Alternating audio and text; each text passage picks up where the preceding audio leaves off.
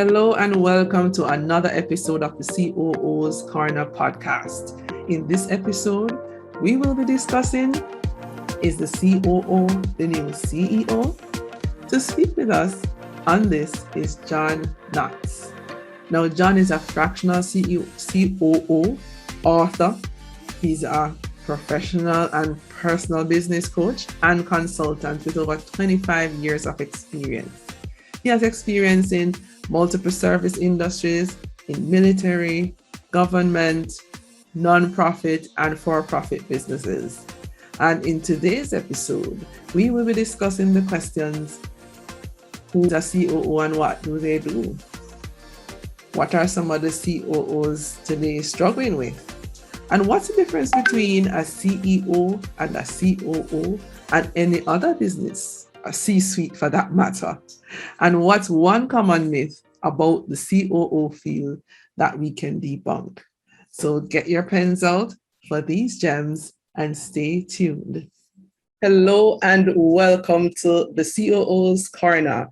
This is episode 2 and we have a very fun-filled, information-filled episode for you.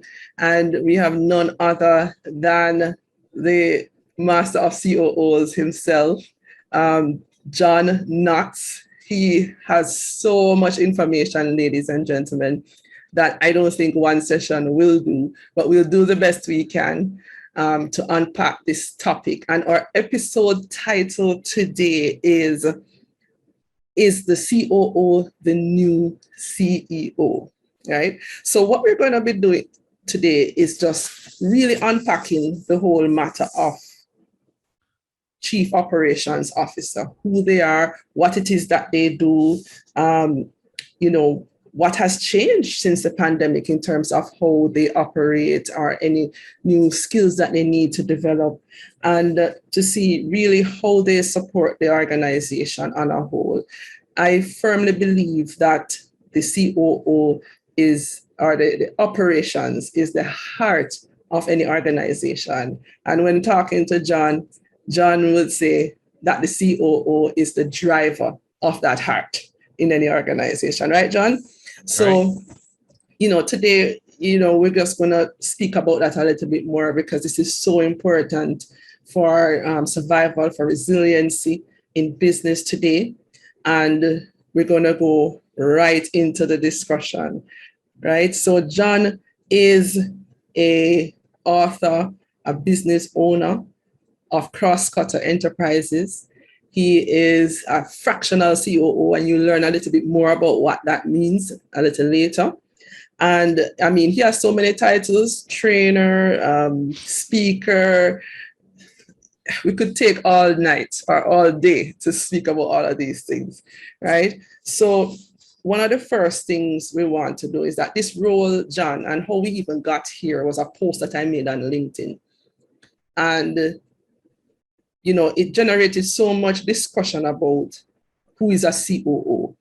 And there are many titles that persons would have who are dealing in operations. Some are VP of operations, some are operations managers. Some don't even have the title, but they conduct the role. Some persons, it's the CEO and the COO in one. So, John, really, who is a COO and what do they do?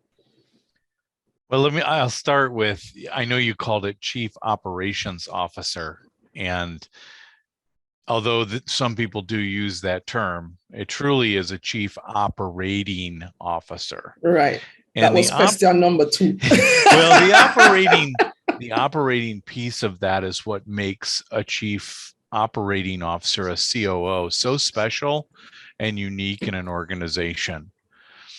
See, anybody can run operations. They come in and they can manage what's going on in the operations. And a lot of times what'll happen is the owner of a company, the CEO, the president, they'll hire somebody to run operations, but they want them to operate like a chief operating officer, which is somebody that is the second in command to the person that's running the organization.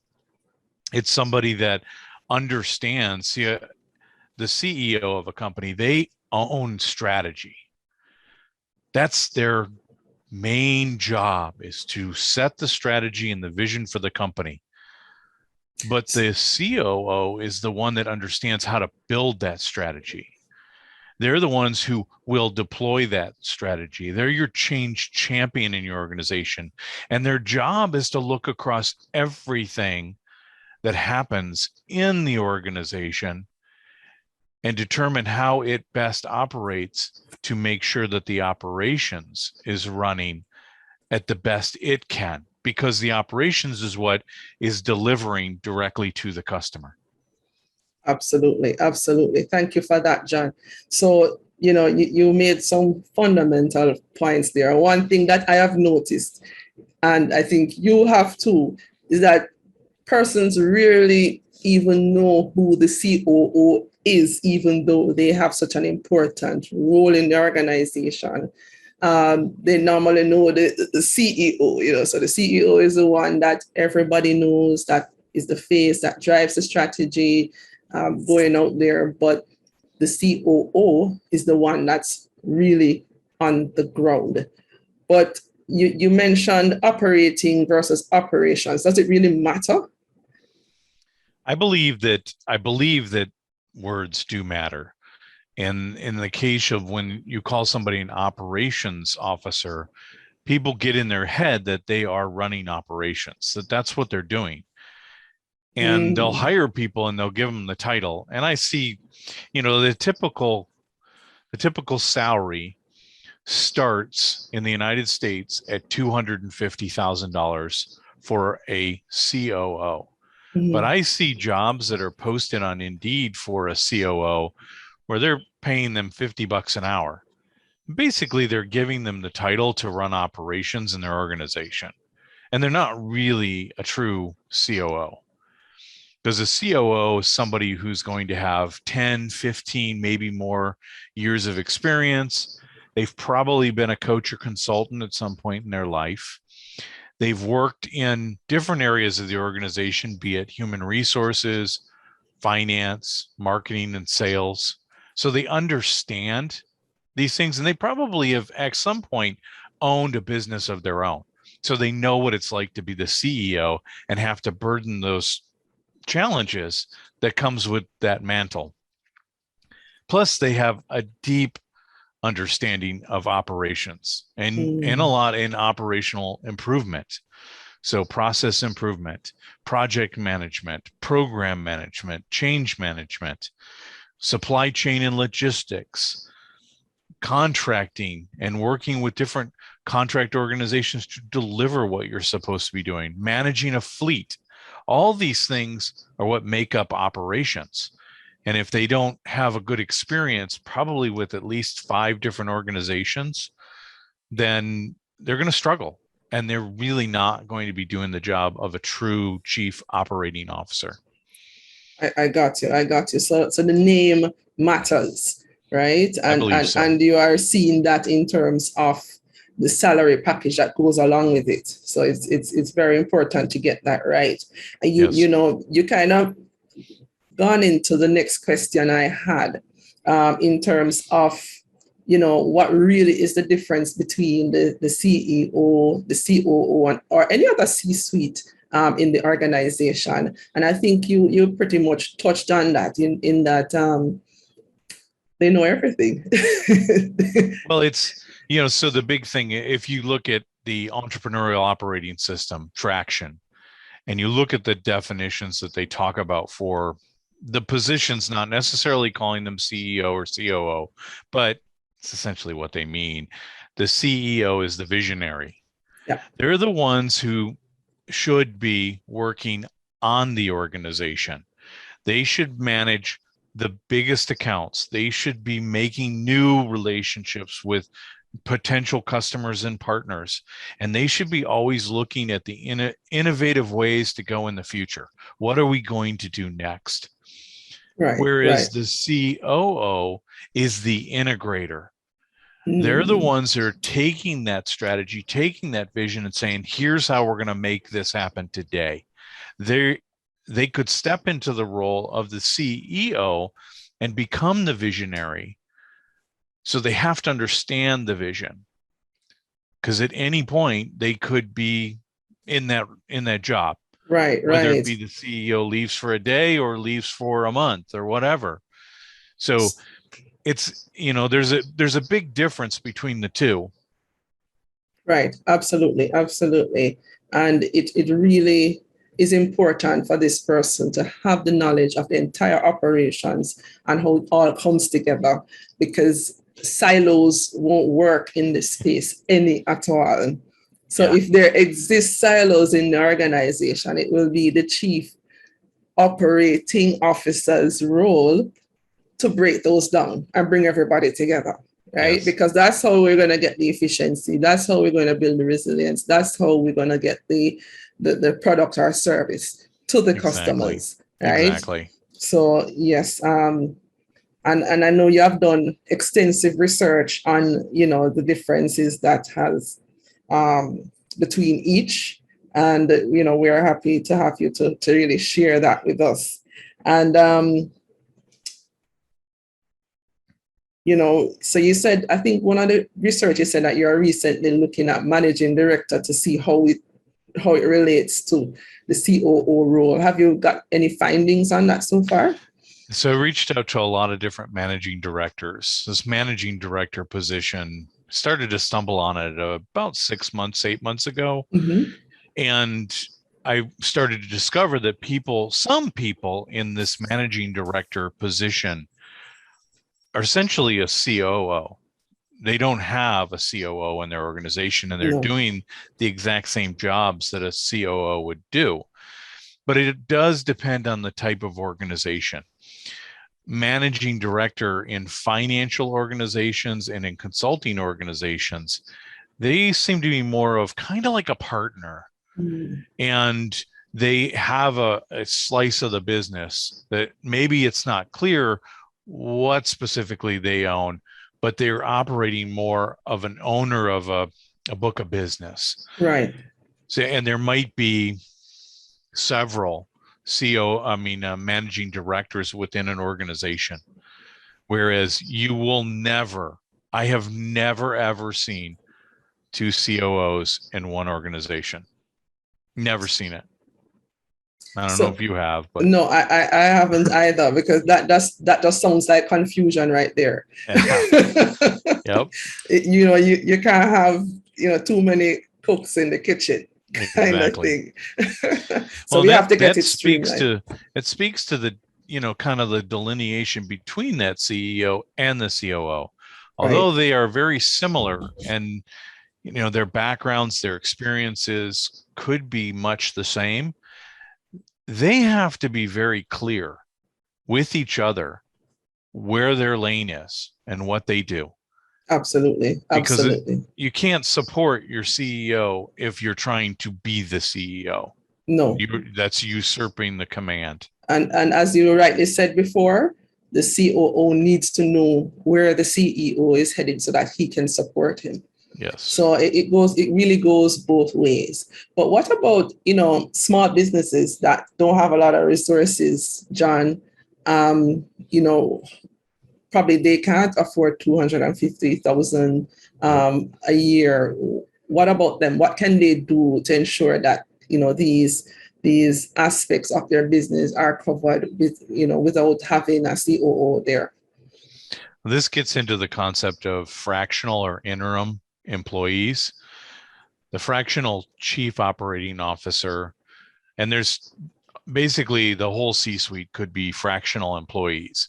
These are contracted people that could be working 10 hours a month with your company. Yeah, they're probably getting paid a lot, but you're going to get a whole lot more out of 10 hours a month of somebody who's got 15, 20 years experience in all of these areas versus somebody that you hire in as a director of operations.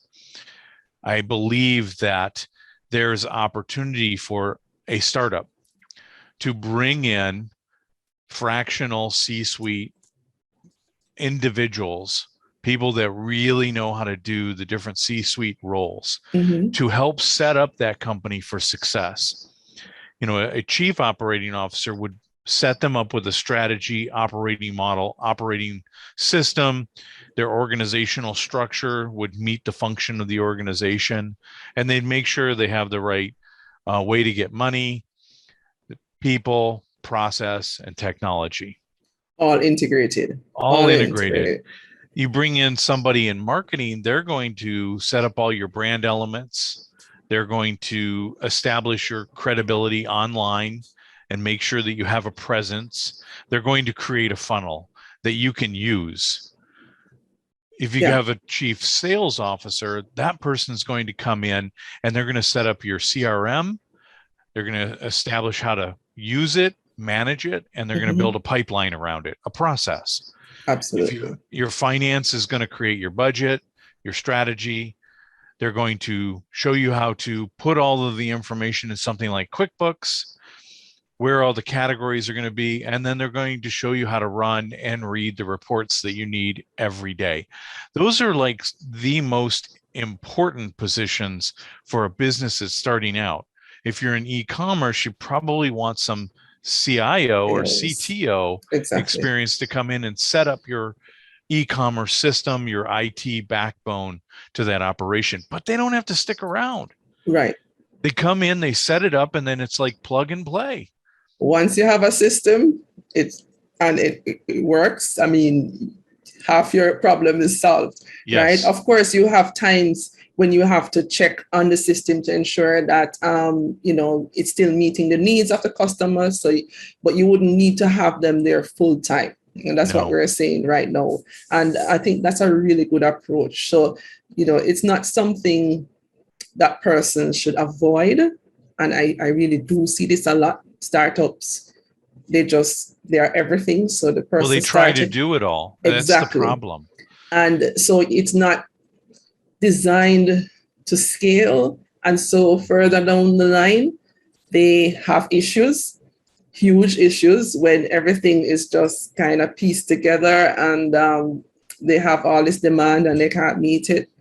And so that's the time when they say, we really need a COO.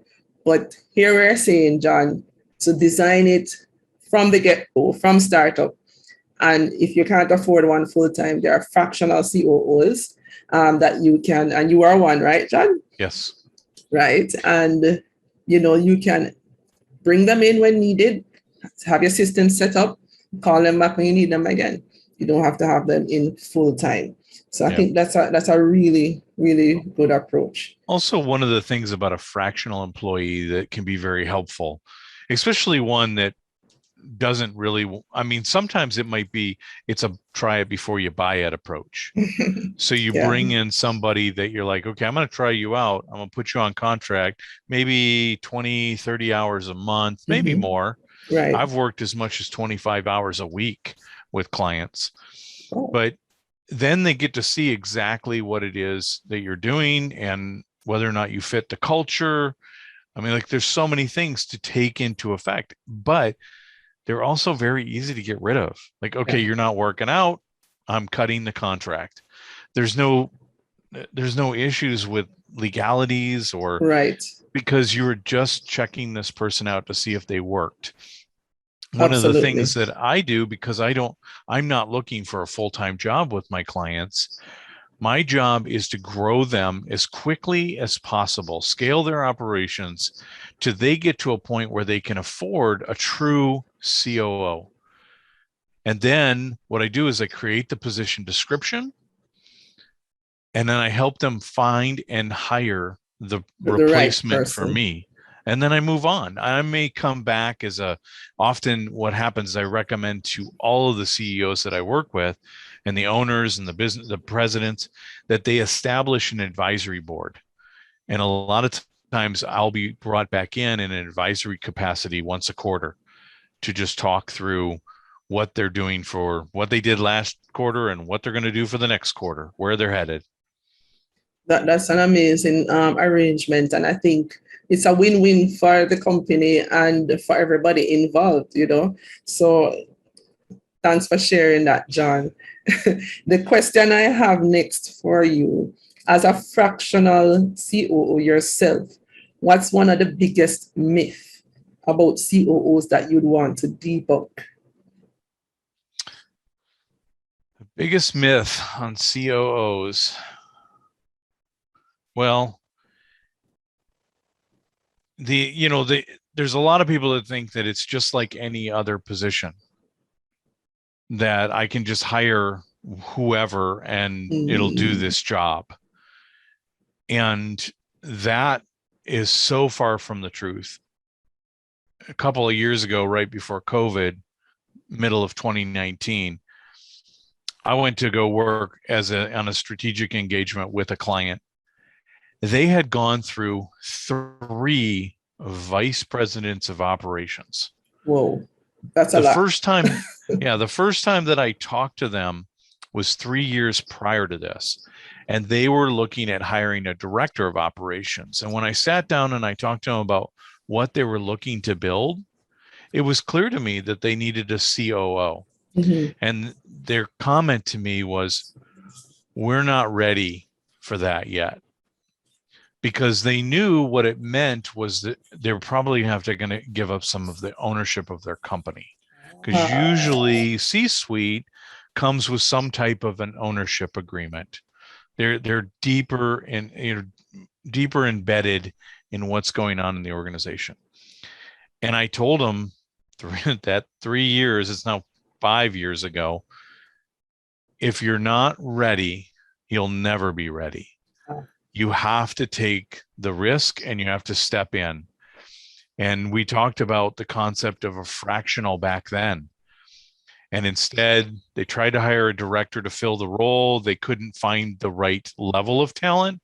So they had to up it to a VP position, but they still kept hiring people that were operations focused. They were operational leaders, but they were not COOs. And what they really needed was that. So thinking that you can just put anybody in there, it just doesn't work. No. And I've really seen the same thing too. I've seen organizations, trying to cut on cost, hire a COO just leaving college, for example, with no experience. Or somebody with a particular skill but no experience, and I'd ask the question, so why would you do that? They can't afford to get somebody with the experience, but they keep getting hurt by the frequent turnover in the position, losing a lot of time, a lot of money, right? With lost sales and retraining, etc. So they would have paid for somebody with the expertise many times over. Oh, right. And what I do is show this to them, that it really makes sense to invest, especially in this area, because it's going to mean so much to the organization if you have a strong person in this role in terms of managing your operations.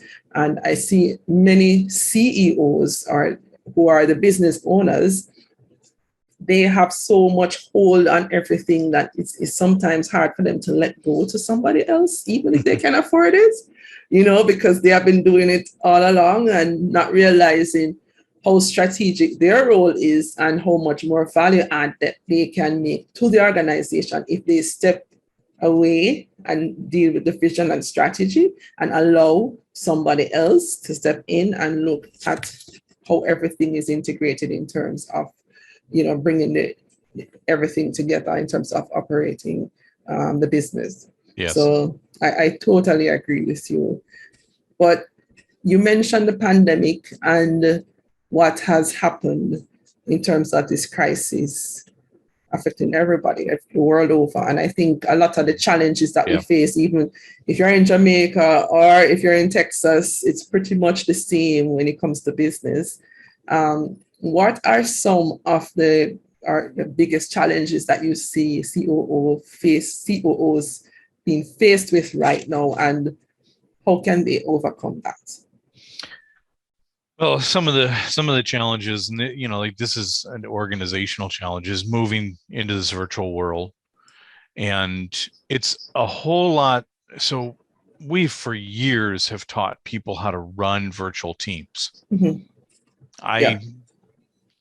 When I started, I was in the military for 21 years. And when I retired out of the military, of course, it's a virtual organization. We're all over the Mhm. world. Yes. But when I retired, I went to go work for Booz Allen Hamilton for 3 years. And we were basically given a phone number and a laptop.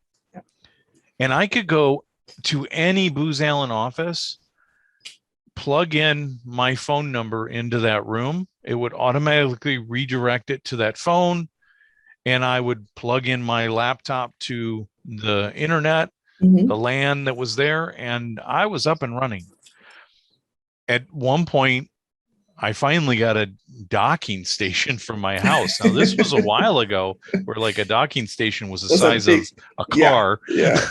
I remember those days. Yeah. But I mean, I had one because I spent so much time working on my laptop that, I needed all the multiple monitors and everything that would come with being in the office. There are many organizations that I've worked with that are challenged with this virtual environment because it's not like managing a team. You Mhm. are running an entire organization and making sure a smooth flow of operations throughout, whether it be in finance, human resources, technology, marketing, sales, doesn't matter. You're trying to keep it all together and make sure that it flows and stuff is passing around. And a lot of companies weren't even designed No. to be able to do this. They didn't have, they still had paper processes. They're making photocopies of stuff. They don't, they're online, or they're basically their storage is in file cabinets for Right. paper products. That is a huge challenge for an operational leader, CEO and COO, to manage to and lead. So I think that's probably the biggest challenge. The other things that I've found for leaders is you got to be very transparent about what's going on. We don't have all the answers, and you just tell people, I don't have all the answers, and this is a decision I'm making based on this data. And then you have to be decisive and make your decisions and stick to them until it's clear that, well, that was just a bad decision. And I'm going to change that decision because I've got better information. Yeah. There was so many people that and it's happening again with the Delta variant, Hmm. but they get scared and they don't move forward. Absolutely. They're afraid. Yes, we're seeing the same things here. And I think for many persons, John, they thought that we'd be back to normal by now. And we're holding out, making those changes to their operations, to how they integrate virtually and manage your teams, hoping that it would go away. But we're seeing that there's there's almost no end to this. And It's every definitely changing the way that we're going to operate in the it future. it So it has, and there isn't really a going back. I can say we have been changed already, and it's now up to us to make the best of the situation. And so I agree with you in terms of the virtual space. And, that was one of the first things I got a lot of calls about. same here. Tamar, how do I make this work? I Yep. have teams, and for a COO, they have to integrate with everybody. So it's not just like HR that, our IT. They have to integrate with sales, with marketing, with HR. They have to be integrated with everyone, and it's really a different ball game over, platforms, virtual platforms. But it has to be done, and so the COO has to really sit down with everybody else to say, all right, how are we going to do this? Or how might we best do this? And but it can be done. It can be done. It's not Oh yeah. necessarily the ideal, but we can find, an optimal solution one-off that could work. And I've seen organizations that have, that I have helped during this time, and they went at it immediately with their teams, and right now they are, recording profits, which is good. And they're like, okay, Delta virus, let's see what you have. We're ready. And it all boils down to kind of a preparedness discussion, which a lot of companies just aren't. And that gets back to kind of like having that advisory board, because advisory board, their whole job is to be the outside looking in and point out risk issues. But one of the things that, I mean, when you have a smaller company, who's managing risk? Who's making sure that your organization is prepared? You don't have a chief risk officer. If you don't have a COO, and you definitely won't have a right. I mean, you know, as far as legal goes, where normally risk resides, that's probably outsourced with some lawyer or legal shield or something like that. So who's doing the readiness planning for your organization? I mean, it all boils down to how the business operates. So it really should fall to the chief operating officer to drive that readiness planning, which isn't really all that hard. It just requires some brainstorming and some thinking out of the box, and then building to the most likely and deadly things, the risks that could happen, building checklists, which is, oh, by the way, that's a process. And really, that's what operations is all about, process. I absolutely agree with you 100%, John, that it's really, in terms of risk and managing that, the COO would be the ideal person to look at that. However, what I have seen, and you can let me know if you have found this to be true, is that oftentimes they're busy fighting fires not having the time to really sit down through this brainstorming process and put a plan together. So they really are, 90% of them that I have interacted with, they don't even have time, as I say in Jamaica, to scratch your head. Right? They are just busy going from here to there. They're a part of strategy. They're a part of this project. They're a part of this capital, so they're all over the place and not able to say, hey, all right, we are an organization. This is how we're operating. These are the risks that may come upon us that are highly probable, right? How will we deal with it if these different scenarios happen? How will we ensure that we can respond, we can recover? And, all of that speaks to the operational resilience. Mm-hmm. And, I am very passionate about this topic. Well, I did say there was a lot to unpack. So please subscribe and be notified for part 2. You won't want to miss it. Coming soon. You can reach out to John on LinkedIn or on his website at crosscutter.com. And if you know anybody who would like to be interviewed, or you just want to share your thoughts on what you've heard so far, you can reach out to me at tamara@tamaranelson.com. I want to again thank you for listening, and as usual, continue to walk good.